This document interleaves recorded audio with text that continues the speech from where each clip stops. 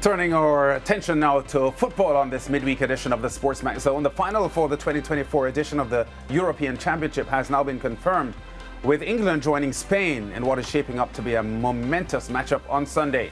In what was a 10-second semi-final, England got the better of the Netherlands by 2-1 coming from behind. Substitute Ollie Watkins scoring the winner in the second half injury time. Football analyst Brent Sancho joins us to break down the action. Brent, it was a gripping match today, and England showed that they had the fight to go all the way to the final. Yeah, they did show that, didn't they? Really, and a game where England was under a lot of scrutiny as the way they have approached the Euro so far. It has been dire, it has been trapid, it has been pedestrian. And today we saw a little glimpse of what England could possibly be like. Of course, with the type of players they've had, Gareth Southgate has come under a lot of pressure as it relates to his England team. But he looked to try to play on the front foot today. Players like Foden and Bellingham, in particular, started to find spaces on the half turn in those little pockets. Harry Kane was a little bit better than he's been throughout the tournament. And of course, Saka continued off on what he did in the quarterfinal games against Switzerland. All put together with a very passive Dutch team who did struggle at times, albeit starting very brightly with that wonder strike by Simmons. They did struggle, the Dutch, throughout the game to adjust to England. And so at the end of the day, despite England being very poor throughout the tournament, today in particular, easily their best performance in the tournament, and they've gone on to become victorious 2-1. Yeah, two questions quickly, Brent. Does England have the best roster in this tournament on paper? I wouldn't say that. I don't believe so. I do believe a lot of their players come out of a league where given a lot of media coverage, a lot of hype behind it, but I don't think necessarily they're the best. I do think they have some tremendous talent within their squad. I do think they're underperforming, that's for sure. There's no question about that. I do think that Gareth Southgate has not necessarily instilled this sort of belief that is necessary for this team to play the way that they can possibly play.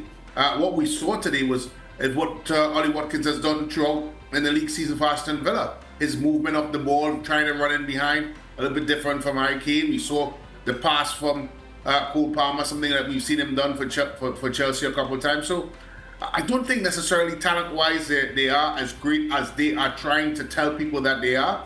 But however, there is a lot, the way that they're playing is certainly not in line with what they have. That's the best way you can put it. Yeah, I want to ask you this question, and maybe it's pertinent now because of the fine goal he had, but is Ollie Watkins getting as much playing time as he should in this tournament? No, absolutely no chance.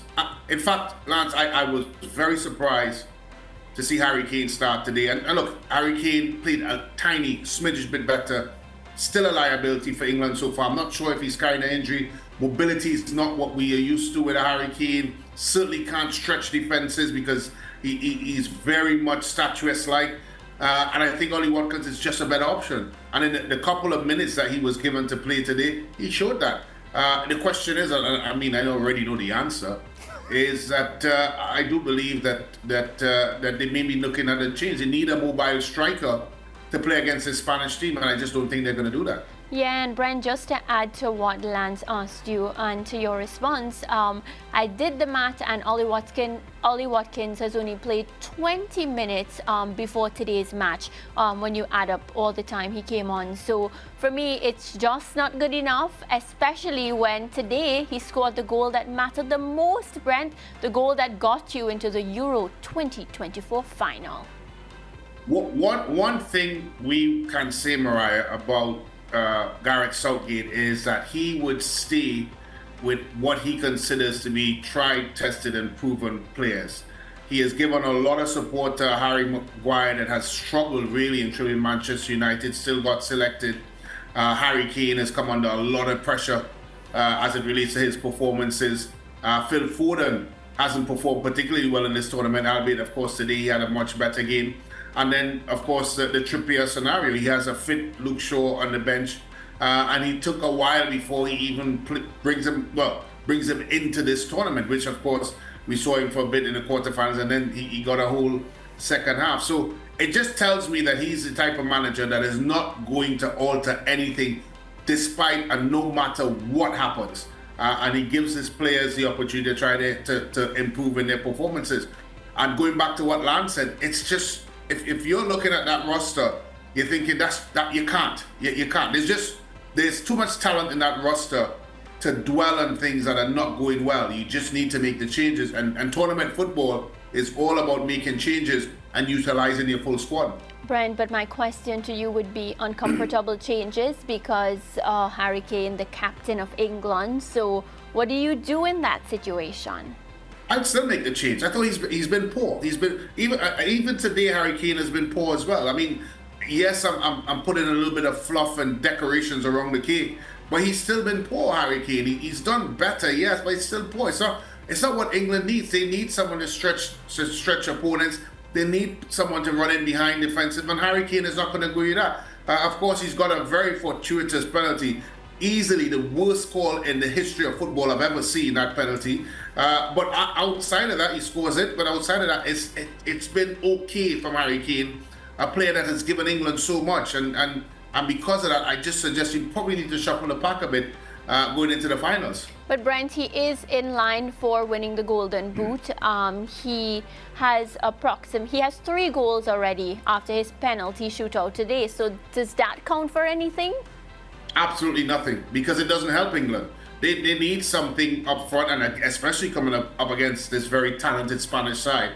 If they don't have someone that's going to stretch that back four of the Spaniards, they're going to be in problems. It is going to be very, very difficult. I understand he's a captain of the team. I understand he's a talisman of the team. And we've seen it throughout the tournament.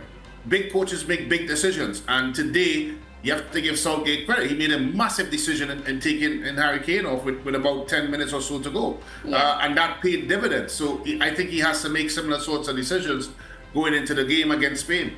Yeah, and as you speak about giving Gareth Southgate credit, Brent, it's no secret.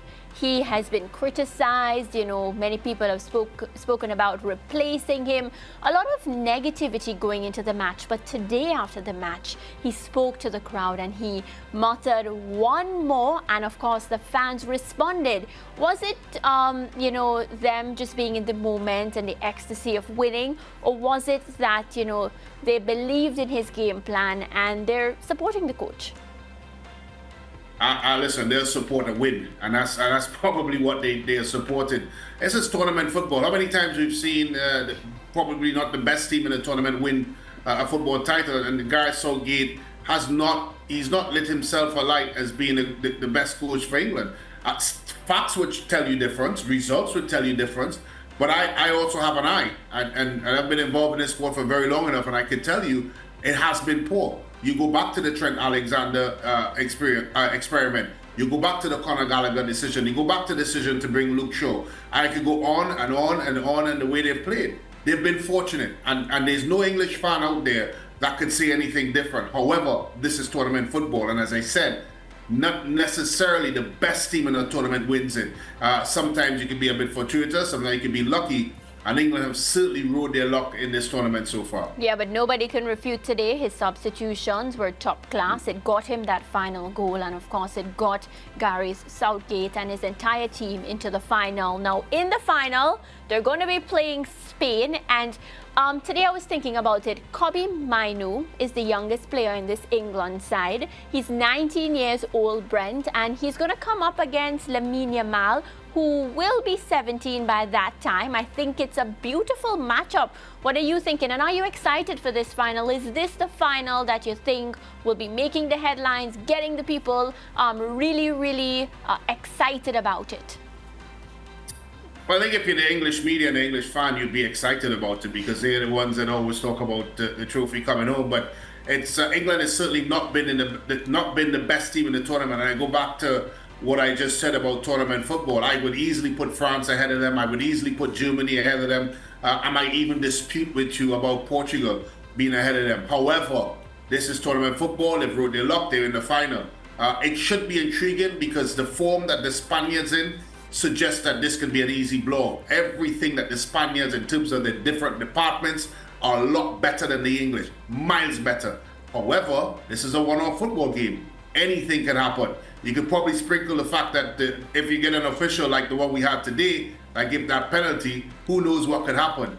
All of that being said, I do think it would be an entertaining affair, simply because we have some very, very talented young players, as you mentioned, that will be partaking in it. And we have some very informed players in the likes of Nico Williams and Lamine Yamal, who's done tremendously well for Spain, that will look at this as an opportunity to further, of course, grow their reputations. Yeah, Brent, I think I hear you. And I'm getting the narrative from you that if Southgate isn't brave for the final, England will lose. But we'll have some time to discuss that further as we get closer to the final.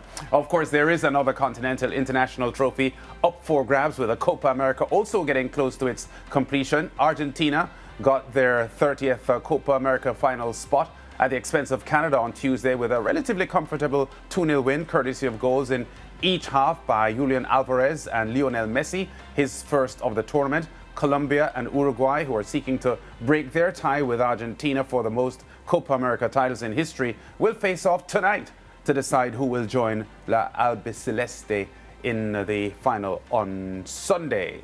Now, Brent, this is going to be a tough clash. We see Colombia on a 27-game unbeaten run. Uruguay have shown themselves to be one of the best teams in the tournament. How do you see this one turning out tonight? Tight, feisty, battlesome, and of course some bumps and bruises along the way. Both teams have easily been the two top teams in the tournament so far, and I expect them to carry on. What we've seen in the Copa so far, using the words of my illustrious American friend Alexi Lalas, a barb roll. Maybe I'll take that back, probably not so aggressive, but it has been high tempo, high octave football so far in the Copa America. I expect nothing different. When you look at the type of managers, of course, Bielsa has done a tremendous job in of course, re-referencing this Uruguay team, a lot more purpose in what they do, and they have a bite in Darren Nuez up front. And of course, that Colombia team, that's a free-flowing, free-scoring, with an evergreen James Rodriguez in the middle of the park. So I expect exciting football. I expect it to be good football. And I expect the winners of this to be the favorites to go on to win the Copa America. Yeah, you said the player of the moment, James Rodriguez. What do you make of his resurgence and how important he has been to the Colombian side in this tournament? Yeah, when I saw his selection, Lance, my eyebrows raised up a bit, and I wondered if this was a bit of a renaissance selection. But he's been every inch of worthiness of what he's brought to that team. He's played in the pockets. He's been clever in what he's done. He's kept them ticking. He's made sure that the wide players are of course, ably supplied. And he's chipped in with the type of performances that a leader and a player of that experience means. And he's more than just, of course, his career may suggest that he's a bit of a journeyman, or albeit of all the talent that we all know he possessed. But he's just been outstanding. And not just from a leader perspective, but I think from an inspiration perspective as well. I can go into all sorts of tactical breakdowns as to what he's been doing well. But I think the most important thing from a Colombia perspective, he's led from the front. And I think that's what you want from your leader. We've had so many conversations about the performances of Cristiano Ronaldo, Lionel Messi, up until this time, Harry Kane, the list goes on and on and on. Those are leaders that have underperformed so far in tournaments. But here's a leader that has been good value for money and certainly gives Colombia all the reasons why they could possibly go on to win it. Yeah, talk to me quickly about Darwin Núñez, because he has been a critical player for Uruguay in this tournament. I have some Liverpool friends who don't rate him very highly. They don't regard him that very highly. But for Uruguay in this tournament, he looks to be an important piece of their setup. Yeah, he is. Completely different to what Uruguay have presented. When you look at Diego Forlán and, of course, Luis Suarez, he is a different type of forward. He's big, he's very mobile, and he puts the ball into the back of the net. A far cry on what he does at Anfield. But I think his importance of what he brings, his focal point, Again, we talk about striking positions and how important that is. He has filled that for Uruguay. He's made them lethal. He's led the lines correctly. And he's a player that seems to be in great form. And he's been terrific for Uruguay. And I think he will play a very important part in the fixture tonight. Yeah, so Brent, I just want to be clear. Who are you taking to win tonight's match? Well, I warn you, Mariah, I've been in hot form so far. I got the England result correct first time ever, better than England. So I might just stick my neck out and go with Colombia, because I do think they have a lot to play for. They were disappointed in the last Copa, probably should have gone on to win it, but I just feel Colombia could eke this one out. And how much goals? Seeing that you've been in That's red why hot form. That's why I get a little bit scared. I'm afraid to go in this Copa. But I'll go out there. They've been scoring. I think a 3-1 scoreline to Colombia. All right, well, we'll wait and see. That other match about Argentina, you know I have to ask because Argentina is my team. So I just need to know, do you think, and it's a question that I've been thinking about, I don't have an answer, so this is where you, the expert, come into play. Do you think Argentina has not been tested fully yet? And let's just say when it's time for them to play either Uruguay or Colombia, that will be the true test? I think they've been stretched. When you look at the Ecuador game, they were stretched. They were, as I said on this very program, they were very fortunate to come through that. Of course, anybody would want to play against Canada in the semi-finals, all due respect to them. But in the Canada game, they were allowed the spaces to play. They did well in the pockets, and they picked them apart. However, we did see instances in that fixture where Canada did look threatening. They did look like they had opportunities to create something. So I'm not fully sold on this Argentina team. I think we all know that. And more to your question, if they were to come up against Uruguay and or Colombia, I think they will have their challenges. And that's exactly where this is headed. So when Argentina looks at it, I don't think it doesn't matter. It really doesn't matter who they play. I think they will have challenges because both teams presents a clear difference in class and structure and performances, and can certainly hurt the Argentinians. Yeah, and one more thing that has been on my brain, that thought lingering that this might be Lionel Messi's final tournament for Argentina. I hope it doesn't happen, but of course it'd be very, very unfair of me to want him to go on to the next Copa America. As well as Angel Di Maria, because he's also going up in age, and it will be his last final when he plays either Uruguay or Colombia. Brent, it's kind of scary to think about international football without Messi. Yeah, it is scary. Both him and Cristiano Ronaldo has given a lot to the sport, and there's a reason why we have so many debates and discussions about the ones to come. And we talk about consistency. And that's the word you use, and you remember when you speak to these players. They have been a high level of consistency in a sport that has become very demanding. And you just wonder with the stars that are emerging, the young ones that is, of course, Yamil Amala, etc., comes to mind. We have to be careful as journalists, as analysts, as to what tab we give them too early, because we have just seen two players in Ronaldo and Messi give us multiple years of consistency. And until players can do that, I'll be very happy to say potential superstar, and not the word superstar.